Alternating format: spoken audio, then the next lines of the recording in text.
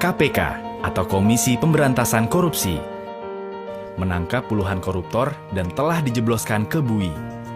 Mereka rata-rata bukan orang sembarangan, ada gubernur, anggota DPR, bupati, bahkan menteri. Dalam menindak korupsi, KPK fokus pada apa yang disebut big fish, pelaku korupsi kelas kakap, tindak korupsi yang merugikan negara dalam jumlah tak terkira, atau dampaknya sangat menyengsarakan masyarakat. Terhadap semua itu, KPK tak pandang bulu. Begitu terendus, semua akan ditindak tegas hingga tuntas. Kemanapun koruptor bersembunyi, akan terus dilacak dan dikejar. KPK tidak pernah main-main.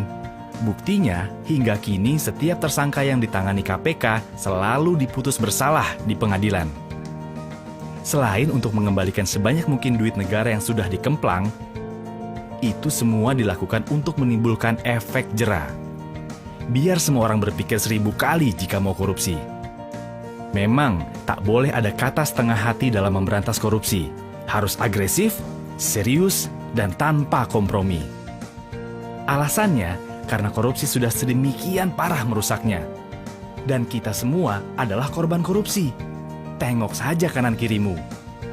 Masih banyak anak putus sekolah akibat tingginya biaya pendidikan. Masih berderet pula orang sakit yang harus mengelus dada tak mampu berobat karena mahalnya biaya kesehatan. Anak-anak dengan perut membusung karena malnutrisi, itu akibat korupsi. Ya, korupsi diyakini punya andil besar memperdalam jurang kesengsaraan rakyat. Di sektor sumber daya alam, kong kali kong pengusaha hitam dan pejabat korup makin memiskinkan bangsa ini. Kekayaan alam tergerus habis, meninggalkan kerusakan yang akhirnya harus ditanggung masyarakat. Sektor pangan tak luput dari jarahan para koruptor, membuat ketahanan pangan di negeri yang subur ini melemah. Petani tak berkutik karena tanah pertanian mereka dialihfungsikan menjadi perkebunan atau bahkan perumahan mewah. Sebenarnya usaha memberantas korupsi bukan barang baru. Tapi, sayangnya, badan-badan yang dibentuk silih berganti selalu gagal di tengah jalan. Waktu Orde Lama, pemerintah sudah pernah bikin lembaga anti korupsi juga loh. Nama lembaganya pun canggih, yaitu Panitia Retooling Aparatur Negara dan Komando Tertinggi Retooling Aparat Revolusi. Di zaman Orde Baru, ada tim pemberantasan korupsi, Komisi 4 yang dipimpin Bung Hatta, tokoh proklamator yang dikenal jujur dan berintegritas tinggi, dan juga operasi penertiban atau OPSTIP. Semua lembaga itu tak berumur panjang. Ada saja hambatan yang membuat badan-badan itu akhirnya KO di tengah jalan. Pemberantasan korupsi yang dilakukan dengan cara konvensional ternyata nggak ampuh dan mengalami banyak hambatan. Dari situ, dirasakan perlu metode penegakan hukum yang luar biasa lewat pembentukan lembaga khusus dengan kewenangan luas, independen, bebas dari kekuasaan manapun.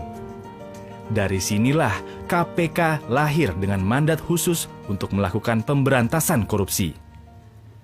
Dengan sejumlah kewenangan yang dimiliki, KPK diamanatkan untuk menuntaskan 5 tugas besar, yaitu melakukan koordinasi, supervisi, monitor, penindakan, dan pencegahan. Satu hal yang ditekankan pada pendirian KPK adalah KPK didesain untuk menjadi pemicu dan pemberdayaan dari institusi pemberantasan korupsi yang telah ada. Istilah kerennya, trigger mechanism. Korupsi tidak bisa dibasmi cuma dengan menangkapi para koruptor. Oleh sebab itu, KPK juga menggarap serius usaha-usaha untuk mencegah korupsi selain upaya penindakan. Bekerja sama dengan banyak institusi, KPK coba mendorong tertutupnya segala lubang kesempatan korupsi.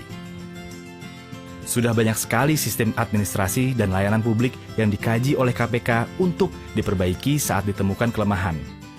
Jika sistemnya sudah baik, maka dipercaya akan semakin sulitlah celah orang untuk berbuat korup. Kesempatan korupsi juga ditutup melalui transparansi para pejabat negara. Di antaranya dengan kewajiban pelaporan kekayaan milik pejabat dan pelaporan hadiah-hadiah yang diterima oleh pejabat atau yang terkenal dengan istilah gratifikasi. Sehingga korupsi bisa dideteksi dan dicegah sejak awal.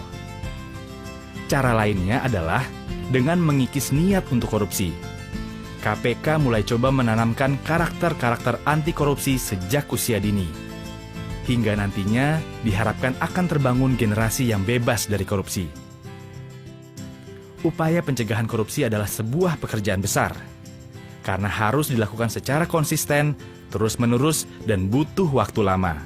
Namun, ini adalah investasi masa depan untuk mewujudkan Indonesia yang lebih baik. KPK nggak bisa sendirian membuat Indonesia jadi bersih. Perlu usaha bersama demi membentuk bangsa yang punya karakter kuat dan bersih. Sudah terlalu lama negeri kita terpuruk karena korupsi.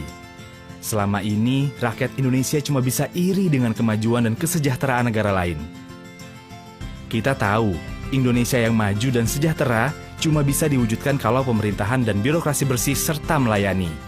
Tapi, masyarakat juga tak boleh membiarkan perilaku korup terjadi di sekitarnya. Dengan semangat anti korupsi dan kerja keras seluruh lapisan masyarakat bersama KPK, harapan itu masih ada. Ayo membangun Indonesia yang bersih dari korupsi, yang maju sejahtera bersama KPK.